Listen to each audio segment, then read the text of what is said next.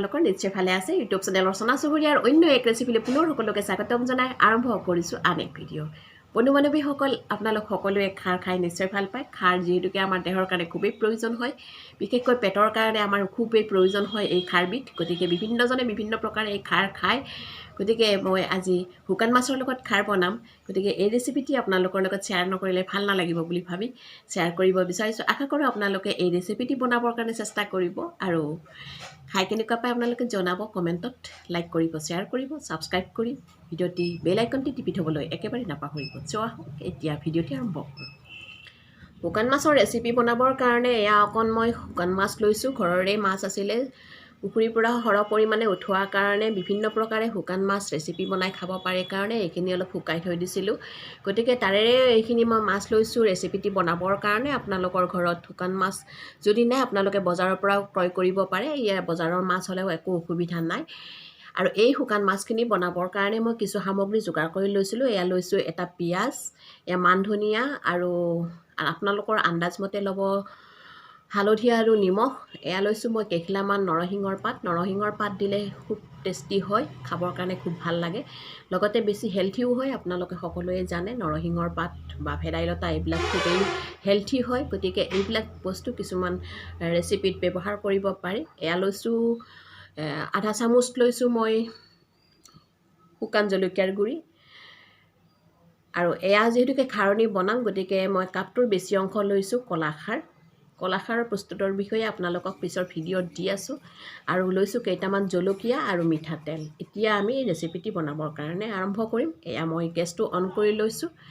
প্ৰথমে আপোনালোকে কেৰাহীখন বহাই দিয়াৰ পিছতে খুব কমকৈ মিঠাতেল ব্যৱহাৰ কৰক মিঠাতেলখিনি গৰম হৈ যোৱাৰ পিছতে আপোনালোকে পিঁয়াজ ব্যৱহাৰ কৰক আৰু পিঁয়াজখিনি বহাই দিয়াৰ পিছতে শুকান মাছ যিখিনি ৰাখিছিলে সেইখিনিও ইয়াতে এড কৰক অলপ লাৰি দিয়ক এইখিনিতে আপোনালোকে মন কৰিব গেছৰ ফ্লেমটো সদায় এই খাৰণী বনোৱাৰ সময়ত ল' কৰি ৰাখিব আৰু আপোনালোকে এতিয়া ধনিয়া মান ধনিয়া আৰু যিখিনি নৰসিংহৰ পাত আছিলে সেইখিনি ব্যৱহাৰ কৰক লগে লগে আৰু ব্যৱহাৰ কৰক হালধি নিমখ আপোনালোকৰ আন্দাজমতে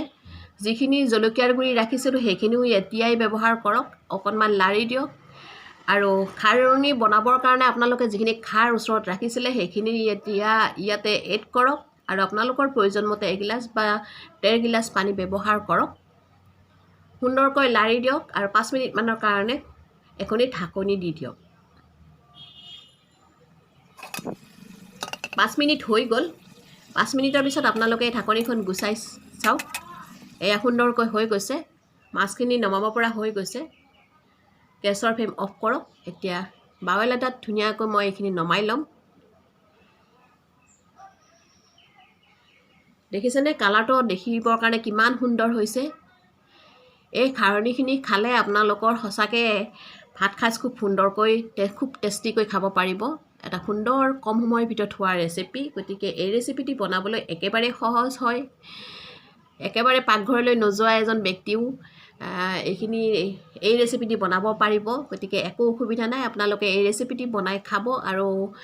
আপোনালোকে কমেণ্টত জনাব এই ৰেচিপিটি খাই কেনেকুৱা পাইছে এই খাৰণীৰ ৰেচিপিটি কেনেকুৱা হৈছে আপোনালোকে কমেণ্টত জনাব আপোনালোক সকলোকে ধন্যবাদ জ্ঞাপন কৰিছোঁ ভিডিঅ'টি শেষ কৰি চোৱাৰ কাৰণে আপোনালোকে মোক বহুত মৰম দিছে আৰু মৰম দি যাওক কাৰণ মই আগবাঢ়ি যাবলৈ আপোনালোকৰ সহায় সহযোগিতা নিশ্চয় প্ৰয়োজন হ'ব নতুনকৈ